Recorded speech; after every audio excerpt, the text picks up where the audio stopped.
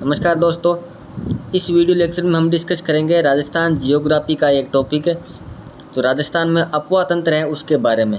तो सबसे पहले आपको बता दें कि राजस्थान में अपवा तंत्र में राजस्थान के जो अपवा है उसकी विभाजन की दृष्टि से राजस्थान में 3 भागों में अपवा तंत्र को बांटा गया है।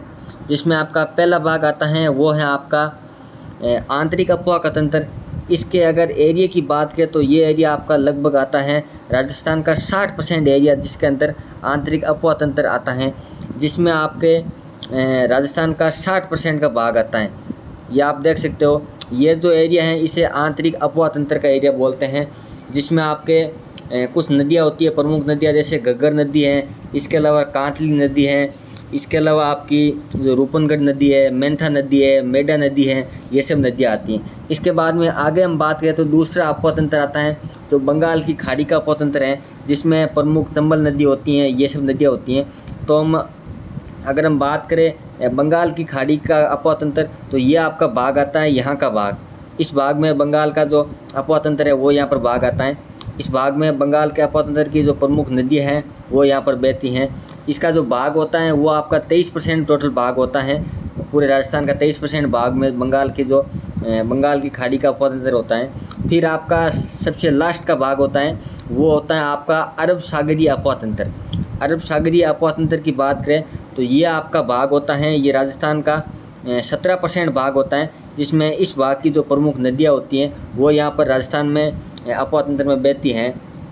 तो इस 17% भाग में कौन कौन सी नदियाँ है, जैसे बनास नदी है, सोम नदी है, जाकम नदी है, साबरमती नदी है, मोरेल नदी है, चाप नदी है, ये सब नदियाँ यहाँ पर बहती है। तो आज के हम इस वीडियो में केवल डिस्कस करेंगे जो आंतरिक अपवा की प्रमुख नदियाँ हैं, जिसका उद्गम कहाँ होती हैं, जो ख़त्म कहाँ पे होती हैं, इसकी सहायक नदियाँ कौन सी है।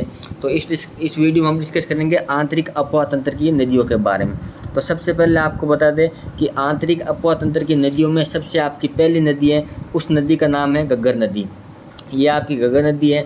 ये घग्गर नदी आपकी जो हिमाचल प्रदेश की शिवालिक श्रेणी की कालका नामक जो पहाड़ियाँ हैं वहाँ से ये निकलती है। ये राजस्थान की पहली नदी ऐसी है जो राजस्थान राज्य से दूसरे किसी राज्य से निकलकर राजस्थान में प्रवेश करती हैं और राजस्थान से बहती हुई पाकिस्तान देश में चली जाती हैं। तो ये राजस्थान के किसी दूसरे स्टेट से ये नदी निकलती हैं। हिमालय की श्रेणी जो आपकी शिवालिक श्रेणी है वहाँ से ये आपका हिमालय है।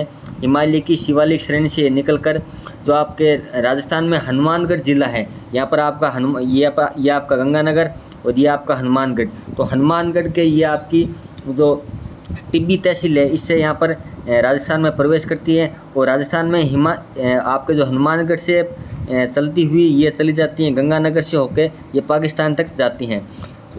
पुराने टाइम में ये बताया जाता था कि इसका अपवा तंत्र वह तेज़ होता था, जिसके कारण ये पाकिस्तान के अब्बास फोर्ट नामक स्थान तक ये जाती थी। लेकिन अभी इसका अपवा थोड़ा कम हो गया, जिसके कारण पाकिस्तान में प्रवेश करने के बाद में ये बहुत सारी शाखा में बन जाती हैं और पाकिस्तान में लुप्त हो जाती हैं। तो ये आपकी घग्गर नदी थी।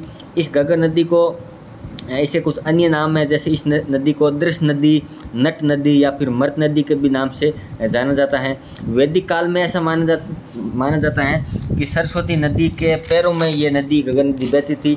और आपको बता दें कि हनुमानगढ़ का जो एरिया है, इस एरिया में इस नदी का जो आसपास का क्षेत्र की तुलना में जो इसका बीच वाला भाग होता है, साइड वाला भाग होता है, वो थोड़ा ऊंचा होता है, जिसके कारण यहाँ पर हनुमानगढ़ के एरिया में इसमें पहाड़ की स्थिति उत्पन्न हो जाती है।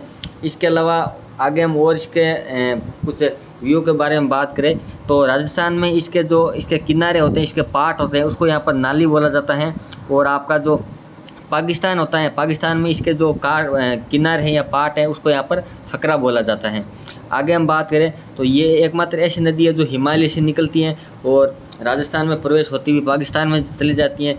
इसके अलावा ये संपूर्ण जो नदी है उसमें से एकमात्र ऐसी नदी है जो बाहर के किसी राज्य से निकल कर आती हैं। इसके बाद में आपकी दूसरी नदी है, उसका नाम है काकनी नदी।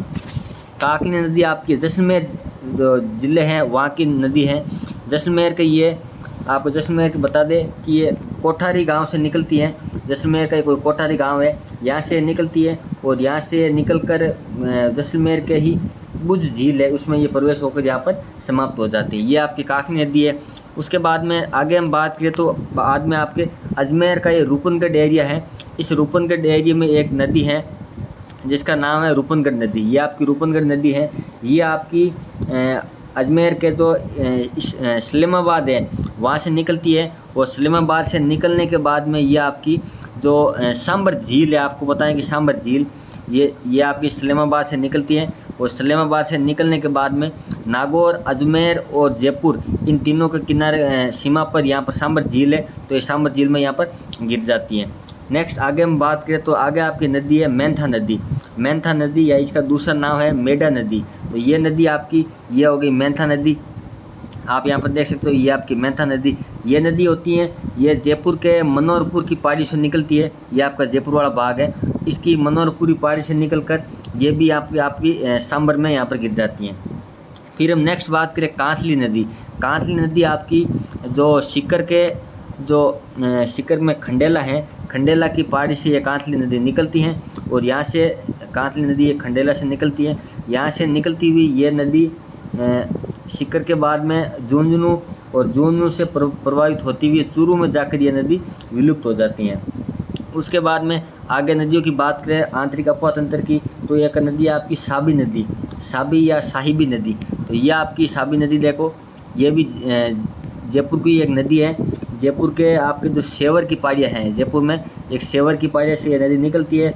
और जयपुर से नदी निकलने के बाद में आपकी ये यहाँ से होती हुई हरियाणा चली जाती हैं। और जयपुर और सीकर की सीमा पर इस नदी में एक नदी और नदी मिलती है जिसका नाम होता है सोता नदी, जो इसके साथ मिलती है। और इसकी आंतरिक अफवाह की अंतिम नदी है जिसका नाम है रूपा रेल।